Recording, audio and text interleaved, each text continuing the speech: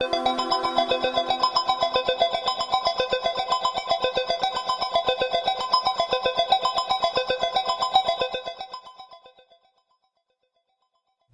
solicitors and peddlers. Bloomington laws protect residents, but only if you know how to protect yourself.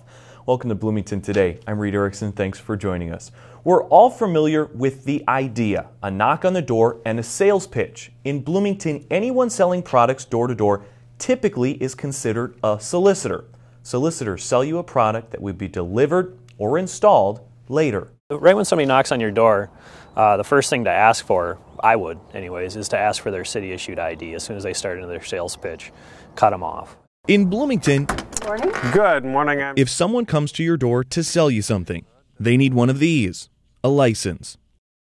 When we do our background, we look at the person, make sure that they've got no criminal background check that would be something that would alert us or concern us to go door-to-door to our citizens.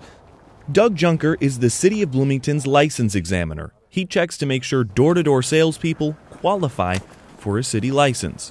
And we also check out their business a little bit, again, just to make sure it's a real business and that it's a real product they're selling. But like I said, we don't guarantee the product. We're just making sure that everything's as legitimate as we can.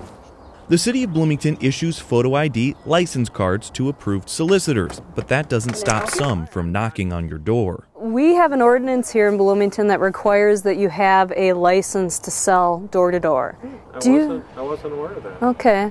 That's different than other communities. Huh? Yeah, but that's something that we require. So if I'm hearing you correctly, you don't have a license to sell door-to-door. A lot of them, even though they're licensed, sometimes they'll take more of an aggressive tone. And they always want to try to get in the house. And again, that's up to you. But you know, figure out where this sale's going. Is it something that truly interests you? Officer Heidi Miller says don't be afraid to call 911. If you're in a neighborhood and you see somebody strange walking through the neighborhood and you don't know who they are and they don't appear to have any sort of identification on them, call 911. That's unusual activity probably for your neighborhood, and we want to call and we want to check it out. Call 911 if someone at your door is aggressive, Hi. pushes to come inside, or can't show you a required solicitor's ID. First thing to kind of watch for is watch for two salespeople at the same time. The tag team, good guy, bad guy kind of method of selling. They'll try to play it off as they're trying to train the other person, but they're really trying to team up on you and really get you going. Literally the foot in the door technique. No, I'm not done talking, listen to me. They won't take no for an answer. They want to keep pushing it. And then if they ever want to get in your house, you know, I want to sell you alarms or windows or whatever it is, let me come in and look and see what you have now. Selling without a license is against the law. Bloomington police want to know if someone is using aggressive sales tactics in your neighborhood. One thing that you can do is keep your screen door locked. If somebody comes up to your front door, just open the interior door and talk to them. If you do decide to purchase something from a solicitor, remember you have 3 days to change your mind. We had some issues in the past with solicitors selling something like that, and as soon as you sign the contract, they were on the cell phone and the installer was there within 10 minutes, which sounds like incredible customer service.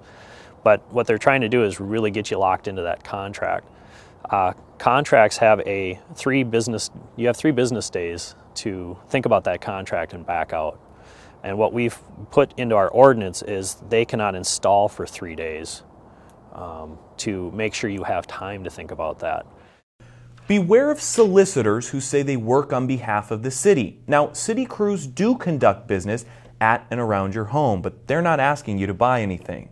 If we need to replace your meter or something, we'll make an appointment ahead of time. We'll call and we'll schedule that appointment.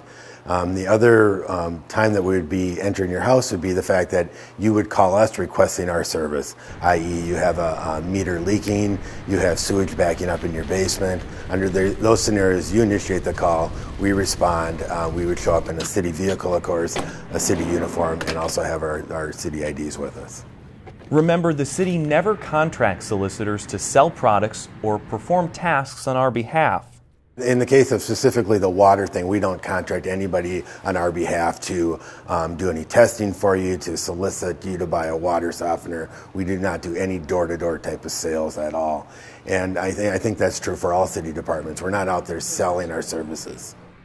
Finally, the law does include an exception for nonprofit groups like the Boy and Girl Scouts. They don't need a license, but Junker says you should only buy from groups you know. The Boy Scouts, the Girl Scouts, Jefferson or Kennedy band or football, we're all familiar with them. The Girl Scouts were just out. They have their cookie sheet. It says Girl Scouts of America on the bottom. Same goes for the band. They may have a sheet representing the high school, and it's going to have some sort of identifier on it. If they don't have that, that should raise a lot of flags and whistles with you. If you have questions, call the city clerk's office. You can even talk to Doug. Their number is 952-563-8728.